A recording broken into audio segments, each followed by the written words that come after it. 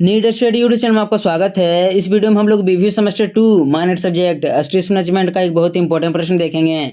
प्रश्न हमारा है, तनाव क्या है, इसके प्रकारों एवं स्रोतों का वर्णन करें।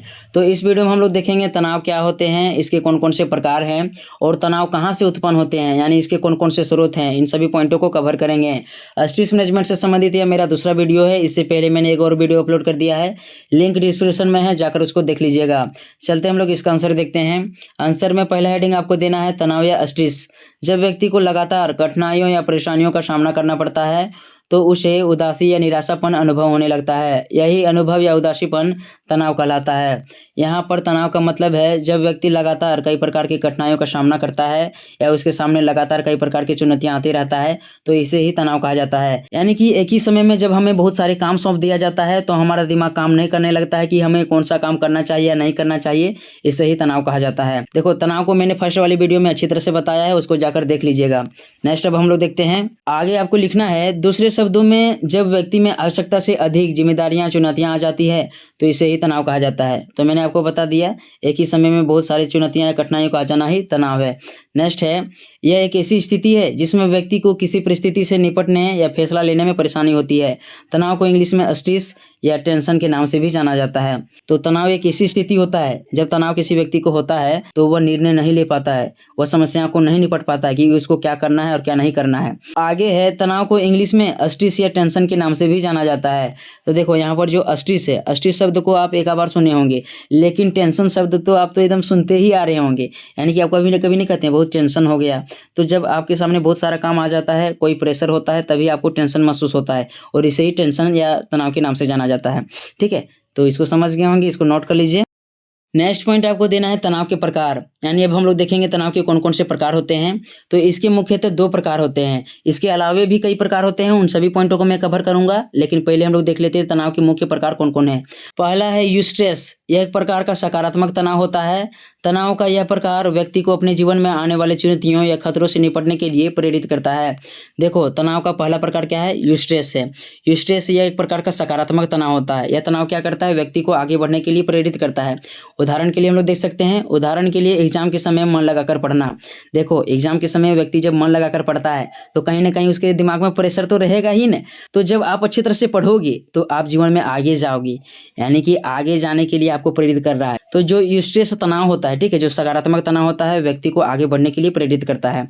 तो पहला तनाव का प्रकार क्या हो गया, यूस्ट्रेस हो गया, यानी यह सकारात्मक तनाव होता है। नेक्स्ट देखते हैं हम लोग, तनाव का दूसरा प्रकार है डिस्ट्रेस। यह नकारात्मक तनाव होता है जिसका सामान्य अर्थ चुनौती या अधिक बोझ है। तनाव जब अधिक होता है या अनियंत्रित हो जाता है तब यह नकारात्मक प्रभाव दिखाता है। देखो, यहाँ पर तनाव का दूसरा प्रकार क्या है, डिस्ट्रेस। डिस्ट्रेस का मतलब होता है नकारात्मक तनाव।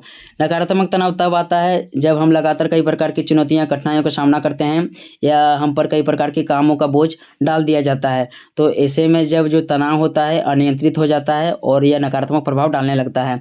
तो तनाव 2 प्रकार के होते हैं। पहला यू स्ट्रेस, जो सकारात्मक तनाव होता है, यह हमें आगे बढ़ने के लिए प्रेरित करता है, जबकि दूसरा होता है डिस्ट्रेस, यह हमें हमारे जीवन में मतलब नकारात्मक प्रभाव डालता है। आगे नकारात्मक तनाव में ही है, इस तनाव से व्यक्ति की भावना पर गहरा प्रभाव पड़ता है। इसमें अक्सर व्यक्ति अत्यधिक चिड़चिड़ापन, उदासी या चिंता महसूस करते हैं। तो जो नकारात्मक तनाव होता है इसके कारण व्यक्ति की भावना पर गहरा प्रभाव पड़ता है। ठीक है, यानी काफ़ी लंबे समय तक वह तनाव में डूबा रहता है। इससे व्यक्ति लंबे समय तक चिड़चिड़ापन, उदासी या चिंतित महसूस करते रहता है। तो यह तनाव का दूसरा प्रकार था डिस्ट्रेस। समझ गए होंगे इसको। नेक्स्ट देखते हैं हम लोग। नेक्स्ट पॉइंट आपको देना है, उपयुक्त के अलावे भी तनाव के कई प्रकार होते हैं। तो अभी हम लोगों ने देखा तनाव के मुख्यतः 2 प्रकार थे। पहला यू स्ट्रेस मतलब सकारात्मक तनाव और दूसरा डी स्ट्रेस यानी कि नकारात्मक तनाव। तो इसके अलावे भी तनाव के बहुत सारे प्रकार होते हैं। उन प्रकार को अभी हम लोग एक एक करके देखते हैं। पहला हमारा तीव्र तनाव। यह अल्पकालीन तनाव होता है जो जल्दी आता है और जल्दी चला जाता है। यह सकारात्मक और नकारात्मक दोनों प्रकार का हो सकता है। उदाहरण के लिए रोलर कोस्टर यानी रेलवे वाला झूला पर सवारी करना या प्रेमी के साथ झगड़ा करना। देखो, यहाँ पर तीव्र तनाव कहने का मतलब है अल्पकालीन तनाव, यानी वह तनाव जो जल्दी आता है और जल्दी चला जाता है। यह तीव्र तनाव या अल्पकालीन तनाव होता है। यह सकारात्मक और नकारात्मक दोनों प्रकार का हो सकता है। जैसे प्रेमी के साथ झगड़ा करना, तो देखो, यदि आप किसी 2 कपल होता है तो उनके सामने जब झगड़ा हो जाता है तो कुछ समय के बाद वे सुलह भी हो सकते हैं और यही झगड़ा काफ़ी लंबा बढ़ सकता है, यानी कि यह नकारात्मक प्रभाव भी डाल सकता है। तो यह तीव्र तनाव था, इसको समझ गए होंगे। नेक्स्ट देखते हैं हम लोग। दूसरा है कॉर्निक तनाव या दीर्घकालीन तनाव। यह दीर्घकालीन तनावपूर्ण स्थिति होती है जिसका अक्सर समाधान नजर नहीं आता है। उदाहरण के लिए लगातार डेडलाइन अर्थात किसी काम को समय सीमा के भीतर लगातार करना। देखो यहाँ पर कॉर्निक तनाव या दीर्घकालीन तनाव कहने का मतलब है ये क्या होता है, जो तनाव आता है ना काफ़ी लंबे समय तक बना रहता है। जैसे उदाहरण के तौर पर ले सकते हैं आप डेडलाइन। डेडलाइन कहने का मतलब है किसी काम को आप समय सीमा के भीतर, ठीक है, करना है तो करना है। जैसे लोन वाला मैंने प्रतीक में बताया है लोन वाला, तो लोन वाला का समय निश्चित रहता है कि आप उसको यदि नहीं दोगे तो समय सीमा के भीतर नहीं दोगे तो आपका और भी ब्याज बढ़ने लगेगा। तो यह था कॉर्निक तनाव या दीर्घकालीन तनाव। नेक्स्ट देखते हैं हम लोग। तनाव का तीसरा प्रकार है सामाजिक तनाव। जब कोई तनाव समाज या परिवार के कारण उत्पन्न होती है तो वह सामाजिक तनाव होता है। उदाहरण के लिए छोटी मोटी पारिवारिक लड़ाइयाँ या कोई सामाजिक झगड़े आदि। देखो यहाँ पर आप समझो इसको। सामाजिक तनाव कहने का मतलब है जो तनाव परिवार या समाज के कारण मिलता है वह सामाजिक तनाव कहलाता है। जैसे जो हमारा समाज होता है इसमें विभिन्न जातियों के लोग भी रहते हैं, तो दो जातियों के लोग जब लड़ जाते हैं तो इससे क्या हो जाता है, यह सामाजिक तनाव कहलाता है। यानी कि एक अलग समाज का हो गया, एक अलग समाज का हो गया, तो कभी कभी इसमें लड़ाई झगड़े देखने को मिलता है, तो यह सामाजिक तनाव हो गया। ठीक है, नेक्स्ट देखते हैं हम लोग। चौथा हमारा है अपरिचित तनाव। यह तनाव किसी स्थिति के बारे में ना जानने के कारण होता है, जैसे कौन क्या कब और कहाँ कैसे। किसी नए शहर में यात्रा या नौकरी आदि में नया होना अपरिचित तनाव का उदाहरण है। तो देखो अपरिचित तनाव कहने का मतलब है आप कहीं एग्जाम देने जा रहे हो, एग्जाम देने के लिए आपको नए शहर में जाना पड़ेगा और अकेले जा रहे हो, तो जब आप अकेले जाओगे वहाँ आप कभी नहीं गए हो तो संबंधित शहर के बारे में आप तो ज़्यादा तो नहीं जानते हो, अतः जो भी स्थान अपरिचित होते हैं वहाँ भी हमें कभी कभी तनाव का महसूस करना पड़ता है। ठीक है, तो यह हो गया अपरिचित तनाव। नेक्स्ट अब हम लोग देखते हैं पांचवा तनाव है व्यक्तिगत या गैर व्यक्तिगत तनाव। यह तनाव उन चीज़ों के कारण होता है जिन्हें नियंत्रित नहीं किया जा सकता है। उदाहरण के लिए बर्फीले तूफान में फंस जाना।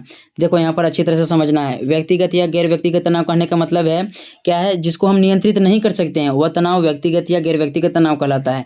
उदाहरण के लिए यदि कोई बर्फीला तूफान आ गया तो उसको हम लोग नियंत्रित नहीं कर सकते हैं। इसके कारण भी जब हम बर्फीले तूफान में फंस जाते हैं, कहीं बाढ़ में जो नदी के बीच में हो गया वहाँ फंस जाते हैं, तो इसके कारण भी तनाव आता है। ऐसा बात थोड़े ना कि वहाँ हम लोग मौज मस्ती करेंगे। तो जिन तनाव को नियंत्रित नहीं किया जा सकता है वह व्यक्तिगत या गैर व्यक्तिगत तनाव कहलाता है। तो इसको समझ गए होंगे। नेक्स्ट देखते हैं हम लोग। नेक्स्ट पॉइंट आपको देना है तनाव के प्रमुख स्रोत, यानी वे कौन कौन से स्रोत है जहाँ से तनाव उत्पन्न होता है। तो इसको देखते हैं। तनाव के मुख्यतः 5 स्रोत होते हैं: काम, परिवार, पैसा, स्वास्थ्य संबंधी चिंताएं और रिश्ते आदि। तो देखो तनाव के कितने स्रोत होते हैं, 5 स्रोत होते हैं। इन सभी पॉइंटों को अभी हम लोग एक एक करके देखेंगे। पहला है काम या नौकरी। प्रत्येक व्यक्ति को अपनी आवश्यकताओं को पूरा करने या जीवन यापन चलाने के लिए कुछ ना कुछ काम करना पड़ता है। ऐसे में व्यक्ति को जब नौकरी या काम नहीं मिलता है तो उसे काफ़ी तनाव महसूस होने लगता है। देखो तनाव का आने का पहला स्रोत क्या है, काम या नौकरी हो गया। काम या नौकरी कहने का मतलब है प्रत्येक व्यक्ति को काम करना पड़ता है तभी उसका जीवन चलता है। तो जब व्यक्ति को काम नहीं मिलेगा तो उसका घर कैसे चलेगा, तो इसके कारण भी तनाव उत्पन्न होता है। नेक्स्ट अब हम लोग देखते हैं। तनाव का दूसरा स्रोत है परिवार। जब व्यक्ति तलाक, पारिवारिक लड़ाई झगड़े या वैवाहिक जैसे समस्याओं के बीच में फंस जाता है तो इन परिस्थितियों में परिवार या फैमिली भी तनाव का प्रमुख कारण बन जाता है। देखो इसको अच्छी तरह से समझना है आपको। तनाव का दूसरा स्रोत क्या है, परिवार है। प्रत्येक परिवार में लड़ाई झगड़े होता है, चाहे आप दुनिया का कोई भी परिवार ले लो, उसके जीवन में कभी न कभी तो लड़ाई झगड़े होते रहता है। तो जो तनाव परिवार के कारण उत्पन्न होता है वह पारिवारिक तनाव कहलाता है। जैसे उदाहरण के तौर पर आप ले सकते हो, 2 भाई में लड़ाई झगड़े हो गए और केस मुकदमा हो गया, तो इनके कारण तनाव काफ़ी बढ़ जाता है। ठीक है, तो यह पारिवारिक तनाव था। नेक्स्ट देखते हैं हम लोग। तीसरा है पैसा। अक्सर पैसा या वित्तीय मुद्दे ही तनाव का कारण बनते हैं। खासकर जब कोई अपनी ज़रूरतों या इच्छाओं को पूरा करने में असमर्थ होता है तो वह तनाव का शिकार हो जाता है। उदाहरण के लिए लोन जैसे वित्तीय मुद्दे व्यक्ति पर नकारात्मक प्रभाव डालता है। देखो पैसा जो है, पैसा तनाव का प्रमुख कारण होता है। आप कोई बिजनेस कर रहे हो तो आपको वहाँ पर पैसा चाहिए। बिजनेस कर रहे हो और आपका बिजनेस डूब गया तो यह तनाव का कारण बन गया। इसके अलावा जितना भी काम होता है, ठीक है, आपको उसमें पैसा चाहिए। तो जब आपके पास पैसा नहीं होगा तो यह तनाव का कारण तो बने ही गया। तो तनाव का तीसरा स्रोत क्या हो गया, पैसा हो गया, यानी पैसा के कारण तनाव उत्पन्न होता है। ठीक है, नेक्स्ट देखते हैं हम लोग। चौथा स्रोत है स्वास्थ्य संबंधित चिंताएं। स्वास्थ्य संबंधित चिंताएं प्रायः तनाव का मुख्य कारण बनती है। जब व्यक्ति को गंभीर बीमारियां जैसे मधुमेह, कैंसर, दिल का दौरा आदि हो जाता है तो व्यक्ति ज़्यादा तनावपूर्ण या चिंतित हो जाता है। देखो इसको अच्छी तरह से समझना है। जो स्वास्थ्य संबंधित चिंताएं होती है, जैसे आपको पता चल गया कि आपको कोई बीमारी है तो आप तनाव में रहेंगे। यानी जो बड़ा बीमारी होता है जैसे मधुमेह हो गया, कैंसर हो गया, दिल का दौरा हो गया, तो आपको जब डॉक्टर बता देता है कि आप ज़्यादा दिन तक नहीं बचोगे इस बीमारी, मतलब आपको यह बीमारी हो गया है, तो आप कहीं ना कहीं तो चिंता में तो रहेंगे। ठीक है, आपका परिवार भी चिंता में रहेंगे। तो जो चिंताएं स्वास्थ्य के कारण उत्पन्न होता है ठीक है, वह स्वास्थ्य संबंधित चिंताएं कहलाती है, स्वास्थ्य संबंधित स्रोत कहलाते हैं। नेक्स्ट अब हम लोग देखते हैं 5वां स्रोत है रिश्ते या दुखद घटनाएं। दुखद घटनाएं जैसे किसी परिजन की मृत्यु या जब कभी कोई गंभीर दुर्घटना हो जाती है तो ऐसी घटनाएं अक्सर व्यक्ति को तनाव में डाल देती है। देखो, रिश्ते या जो दुखद घटनाएं हैं, रिश्ते या दुखद घटनाएं कहने का मतलब है जब आपके परिवार में कोई सदस्य मतलब भगवान ना करे, ठीक है, लेकिन किसी के परिवार के सदस्य में यदि व्यक्ति कोई मर जाता है, परिजन की मृत्यु हो जाता है तो तनाव काफ़ी महसूस होने लगता है। इसके अलावा कोई एक्सीडेंट हो गया और उसके बाद बता दिया गया कि उसका जो दोनों पैर और हाथ है, ठीक है, उनको काटना पड़ेगा, तो इसके कारण से क्या होगा, दुखद जो तनाव होगा काफ़ी परिवार में बढ़ जाएगा। तो कभी कभी क्या होता है, जो रिश्ते होते हैं या दुखद घटनाएं होते हैं इसके कारण से तनाव आ जाता है। ठीक है, तो इसको समझ के होंगे। नेक्स्ट देखते हैं हम लोग। अंत में आपको लिखना है निष्कर्ष। इस प्रकार से उपयुक्त तथ्यों के आधार पर कहा जा सकता है कि तनाव के कई प्रकार और स्रोत हैं। कुछ तनाव सकारात्मक तो कुछ तनाव नकारात्मक होते हैं। व्यक्ति चाहे जितना भी चाह ले, उन्हें कभी न कभी अपने जीवन में तनाव का सामना करना ही पड़ता है। देखो, आपको निष्कर्ष में क्या लिखना है, तनाव के कई प्रकार और स्रोत हैं। कुछ तनाव सकारात्मक तो कुछ तनाव नकारात्मक होते हैं। कुछ तनाव व्यक्ति को आगे बढ़ने के लिए प्रेरित करता है, जबकि कुछ तनाव व्यक्ति को नकारात्मकता की ओर ले जाता है। इन सभी तनावों को कभी न कभी व्यक्ति को अपने जीवन में सामना करना ही पड़ता है। तो इस प्रकार से निष्कर्ष में लिख लेना है आपको। वीडियो अच्छा लगा हो तो एक प्यारा सा आपको कमेंट करना है। चैनल में नहीं तो चैनल को सब्सक्राइब कर लीजिएगा। मिलते हैं नेक्स्ट वीडियो में, तब तक के लिए धन्यवाद।